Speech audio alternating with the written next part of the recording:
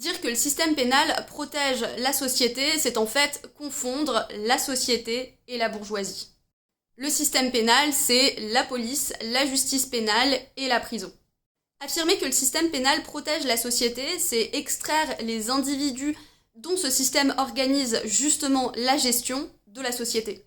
C'est faire une distinction entre des individus qu'on devrait protéger et des individus qu'on marginalise, qu'on extrait de ce qu'est la société et qu'on n'aurait donc pas besoin de protéger et auxquels on peut même s'en prendre. Et je sais d'avance qu'il y a des personnes qui vont me dire que c'est tout à fait normal d'extraire de la société des personnes qui seraient dangereuses. Pourquoi on n'extrait pas de la société le gouvernement ? Pourquoi on n'extrait pas de la société la police ? Pourquoi on n'extrait pas de la société les tenants des multinationales et de diverses grosses entreprises qui sont pourtant à l'origine de milliers de morts à travers le monde ? Pourquoi on n'extrait pas de la société la bourgeoisie qui, via l'appropriation des ressources, est à l'origine de la mort de milliers de personnes également ?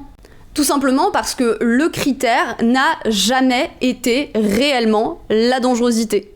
Les critères sont en réalité de l'ordre de ce que la société capitaliste estime être dangereuse pour elle, et non pas pour les individus. C'est d'ailleurs pour ça que le système pénal est tout pourri dès lors qu'il est question des violences faites aux femmes, des violences faites aux enfants, etc. Et c'est comme ça qu'on se retrouve avec un Darmanin qui fait des pieds et des mains au sujet du narcotrafic, alors qu'il n'y a pas plus de morts du narcotrafic que de féminicides, par exemple. Et pourtant, on ne retrouve jamais des politiques de cette ampleur face au féminicide.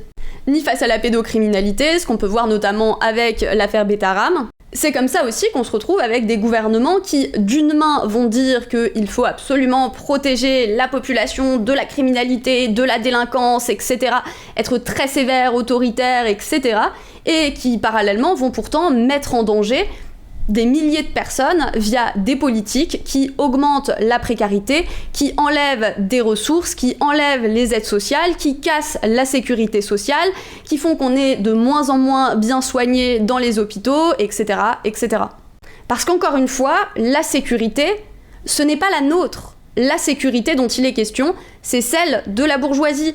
S'il était question de la protection de l'ensemble des individus sur le territoire, alors on aurait beaucoup plus de politiques sur le logement, pour que tout le monde ait un toit sur la tête, on aurait des politiques pour que tout le monde puisse se nourrir, on aurait des politiques pour renforcer la sécurité sociale et les hôpitaux, alors qu'on se retrouve avec des politiques disciplinaires, autoritaires, etc.